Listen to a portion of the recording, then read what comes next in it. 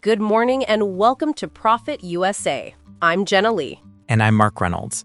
A high-stakes legal battle is heading to the Supreme Court, one that could redefine presidential power and has small businesses across the nation on the edge of their seats. That's right, Mark. At the center of it all are the global tariffs imposed by former President Donald Trump. The core question the justices will consider on November 5th is a simple one. Did the president act legally, or did he overstep his authority and create what challengers are calling an illegal tax? Let's break this down.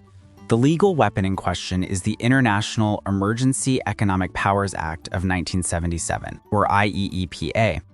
This law gives the president broad financial tools to deal with national security and economic emergencies.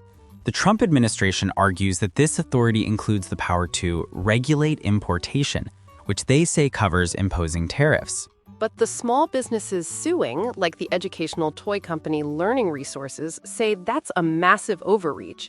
They argue IEPA was never intended to be used as a blank check to impose taxes, a power that the Constitution squarely gives to Congress.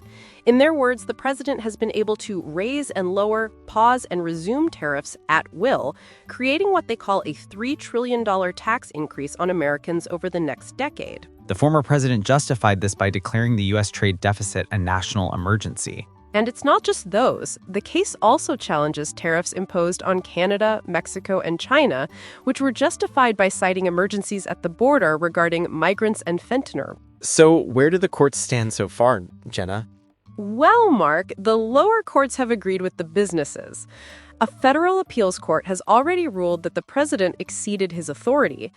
But, and this is a critical point, the tariffs remain in place for now while the Supreme Court prepares to hear the appeal. It's a fundamental debate about the separation of powers. The White House, for its part, has downplayed the case, suggesting many of these tariffs could be reimposed under other laws. It's worth noting that the high-profile tariffs on steel, aluminum, and automobiles were issued under a different statute and are not directly part of this lawsuit. So what's at stake? For small businesses, it's about financial survival and predictability. For the presidency, it's about the scope of executive power in a global economy. And for Congress, it's about protecting its constitutional power of the purse. All eyes will be on the Supreme Court on November 5th. A ruling against the former president could unravel a significant part of his trade policy and set a major precedent limiting how future presidents use emergency powers. We'll be following it closely. That's all the time we have for today on Profit USA. I'm Jenna Lee. And I'm Mark Reynolds.